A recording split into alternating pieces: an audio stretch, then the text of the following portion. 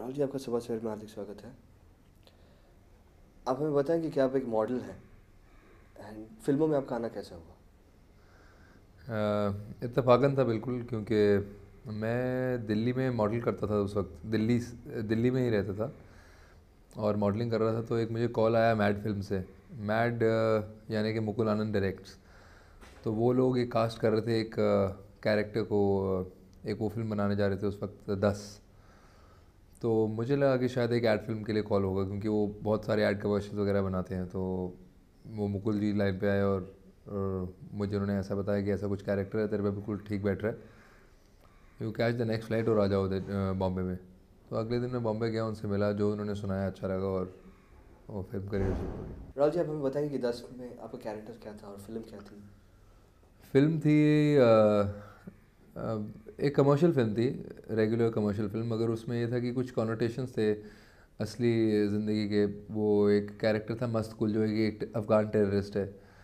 और वो कैरेक्टर था जो मुझे करना था। और एक इंसिडेंट हुआ था कश्मीर में, वो चिरार शरीफ को एक टेररिस्ट ने उड़ाया था। चिरार शरीफ एक मॉस्क है जो कि 10 अप्रैल को उसको उड़ाया गया था, तो फिल्म का नाम भी वहाँ से 10 आया। और वो कैरेक्टर था, बस वो मुझे करना था एक्चुअली। आपको कैसा लगा जब वो फिल्म बंद हो गई? इतनी प्रेस्टिजियस प्रोजेक्ट थी, सबकी नजरें थी उस फिल्म पर। तो उसे डेब्यू फिल्म ऑल्सो तो। डेब्यू फिल्म तो थी, मगर अब उसमें कुछ हो नहीं सकता ना, क्योंकि इट वाज वो इत्तेफाकन ऐसी कुछ वो घटना घटी कि मेरे डायरेक्टर को हार्ट अटैक हो गया और उनका स्वर्गवास हो गया। तो उसमें अब ऐसा तो है नहीं कि कोई किसी को ब्लेम कर सकता है कि फ़िल्म बंद हो रही है या कुछ उसमें, क्योंकि मुकुल जी का सारा आइडिया था सारी फिल्म उनके जहन में थी। क्या होने वाला है फिल्म में, कैसे बनानी है, बहुत चार्ज थे उस प्रोजेक्ट के बारे में।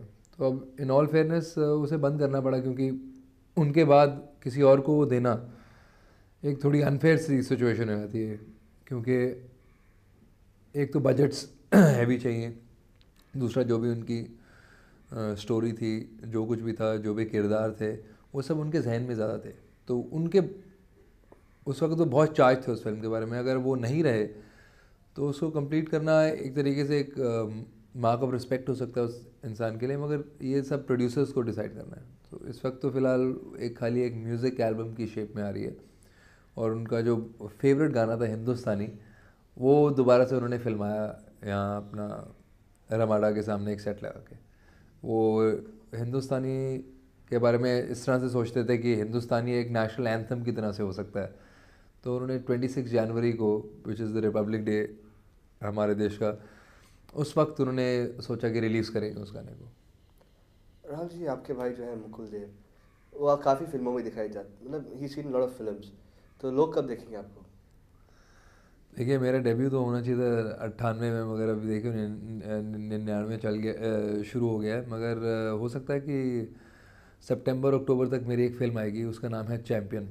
और उसमें मेरे बाकी को स्टार्स हैं, सनी देओल हैं, मनीषा कोइराला हैं, एक छोटा लड़का है, 8 साल का बच्चा, उसका नाम है अभिषेक। तो एक अच्छी फिल्म बन रही है वो। और हो सकता है उसी में मैं आऊँगा पहली बार पर्दे पे। आप अपने रोल के बारे में कुछ बताएंगे? उसमें रोल ये है कि पहले हाफ में वो एक रेगुलर कॉलेज गोइंग स्टूडेंट है, बहुत अच्छा है कंप्यूटर्स में, अपने एकेडमिक्स में, और एक बहुत ही इंटेलिजेंट लड़का है।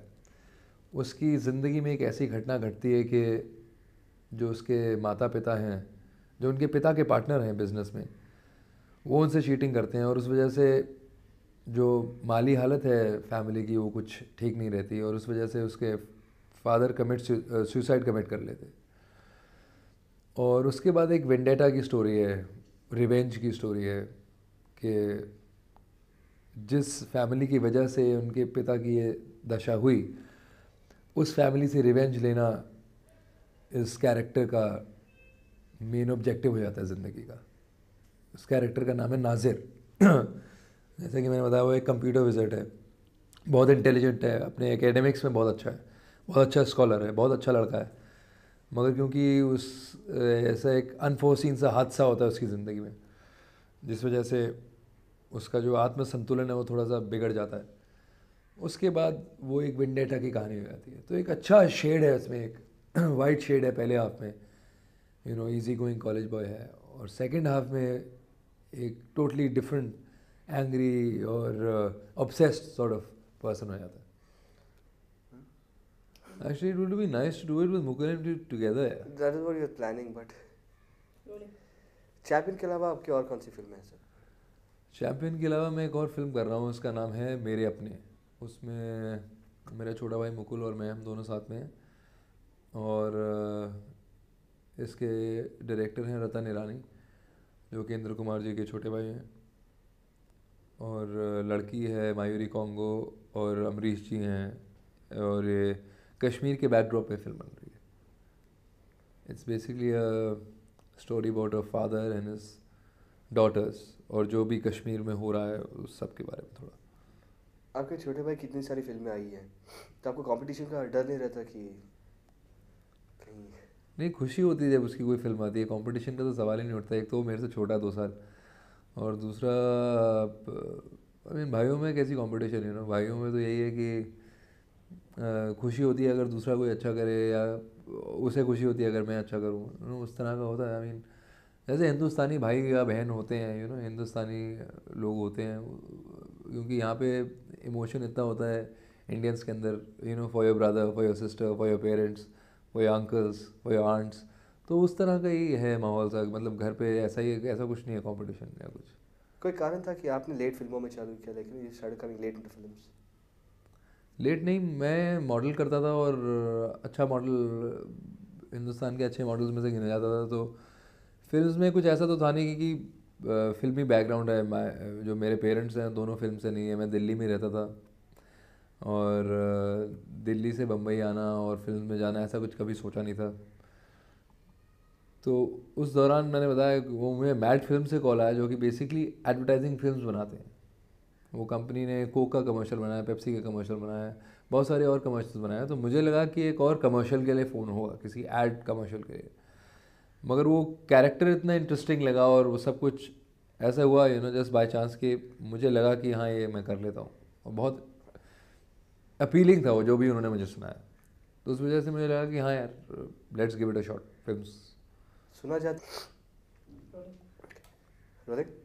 सुना जाता है कि आपने राम गोपाल वर्मा जैसे डायरेक्टर के साथ फिल्म ना करने की ये नहीं नहीं, ऐसा कुछ नहीं है. मैं तो उनके साथ फिल्म करना चाहता हूँ, और कोशिश कर रहा हूँ कि वो कभी मेरे साथ काम करें. वो जो उनकी फ़िल्म बन रही थी एक, जो कि नितिन मनमोहन ही प्रोड्यूस कर रहे थे, उसमें एक कैरेक्टर था जो कि जिसके लिए मुझे बुलाया गया था. पहली बात तो राम गोपाल जी वो फिल्म डायरेक्ट नहीं कर रहे थे, उनके असिस्टेंट डायरेक्ट कर रहे थे. और दूसरी बात यह है कि उस कैरेक्टर में मैं फ़िट नहीं बैठ रहा था, क्योंकि उन्हें एक चाहिए था एक 40-45 साल का थोड़ा बुज़ुर्ग सा आदमी. तो मैं तो अभी आई एम जस्ट 28, एंड लगता भी नहीं था वो मेरी तरह. वो एक बिहारी कैरेक्टर है, अच्छा कैरेक्टर है बहुत. तो वो मेरे पे फिट बैठ ही नहीं रहा था. तो I mean I would love to work with Ram Gopal Varma. इसमें तो कोई शक ही नहीं है कि आगे राम गोपाल वर्मा जैसे अगर डायरेक्टर आपको मिल जाए तो बात ही क्या है. आप अपने फिल्म्स को कैसे चूज़ करते हैं? अभी आपने कहा कि you love to work with Ram Gopal Varma, लेकिन you are not that kind who like selects any film that he gets. तो how do you choose a films? मैं अभी इस पोजीशन में नहीं हूँ कि चूज़ कर सकूँ फिल्म. मगर हाँ, जहाँ तक भी ये है कि फिल्म जो मिलती है, लोग कुछ सब्जेक्ट सुनाते हैं, उसमें आपको देखना होता है कि आप फिट बैठ रहे हैं कि नहीं. और प्लस आपसे ज़्यादा डायरेक्टर को देखना है कि आप उस फिल्म के लायक हैं या नहीं. तो चूज़ करने की तो पोजीशन में मैं अभी हूँ नहीं. मगर ये है कि अच्छी फिल्में करना चाहता हूँ, और ये होप करता हूँ कि अच्छे अच्छे लोग मुझे मिलें जो मेरे साथ काम करें, मुझे चांस दें, अपॉर्चुनिटी दें. आप फिल्मों के साथ मॉडलिंग का करियर भी शुरू रखेंगे या? नहीं, मॉडलिंग अब कहाँ से शुरू होगा. अब फिल्म से एक बिल्कुल डिफरेंट माध्यम है, एक और मीडियम है, अलग किस्म का मीडियम है. फिल्म में आपका चेहरा कैसा लगता है ये ज़रूरी नहीं है. आप सही लग रहे हैं नहीं हंसते हुए, ये ज़रूरी नहीं है. आप परफेक्ट दिख रहे हैं नहीं, ये ज़रूरी नहीं है. मगर ये है कि आप उस कैरेक्टर में सही बैठ रहे हैं नहीं, आप क्या इमोशन दे रहे हैं, कितनी इमोशन दे रहे हैं हर चीज़ में, वो सब ज़्यादा है. और अगर कोई सेंसिटिव कैरेक्टर है तो आप कितना वो अपनी अंदर की सेंसिटिविटी को बाहर लाते हैं. कोई और कैरेक्टर है तो वो आप कैसे करते हैं, कैसे अपने इनपुट्स डालते हैं डायरेक्टर के अलावा उस कैरेक्टर के अंदर. तो film is all about that. आप लोगों को कितना छू पाते हैं जब आप हंसते हैं, चाहे आप अच्छे दिखे हंसते हुए या नहीं दिखें, लोग आपके साथ हंसते हैं या नहीं हंसते हैं, वो सब है। It's about genuine emotion. Modelling modelling में जहाँ तक सवाल है, it's more of plastic superficial appearance, जो आपकी कैसी है, आपकी लुक कैसी है। अगर आप एक कमर्शियल कर रहे हैं शर्टिंग्स का, उसमें आप क्लीन शेवन रहेंगे, छोटे बाल रहेंगे, या जैसे भी, मतलब जो भी उस लुक है, वो एक पर्टिकुलर जीन्स कर रहे हैं तो हो सकता है आपकी उसमें स्टबल है, बाल लंबे हैं, या जो भी है थोड़ा रगड़ है। तो दोनों बिल्कुल अलग अलग चीज़ें हैं। खाली एक कॉमन बात यह है कि दोनों में आप कैमरा के साथ खेल रहे हैं, और कैमरा आपको कैप्चर कर रहा है। मगर जैसे मैंने बोला, एक में एक बहुत ही प्लास्टिक सॉर्ट ऑफ सिचुएशन है। हाँ, उसमें हो सकता है कुछ एड्स ऐसे मिले जिसमें हंसना है और वो सब करना है, मगर you can not compare to films. आप कोई आप कोई मैसेज देंगे हमारे व्यूअर्स को सुबह सवेरे? मैसेज यही दूंगा कि ड्रग्स ना करें, एक तो ड्रग्स ना करें, और जो भी कुछ करें, क्योंकि मैंने कई केसेस देखे हैं यार, हमारे इंडस्ट्री में देखे हैं, आउटसाइड ऑफ द इंडस्ट्री देखे हैं। ड्रग्स से क्या होता है मुझे मालूम है, मुझे पर्सनली तो नहीं मालूम, मैंने कभी ड्रग्स नहीं किया, मगर ये है कि मैंने देखा है, मतलब 1 to 1 लोगों को देखा है, क्लोज प्रॉक्सिमिटी में लोगों को देखा है। तो बस यही है, ड्रग्स ना करें, कुछ भी करें, जिम करें, खेलें कूदें, और कुछ भी करें, ड्रग्स ना करें।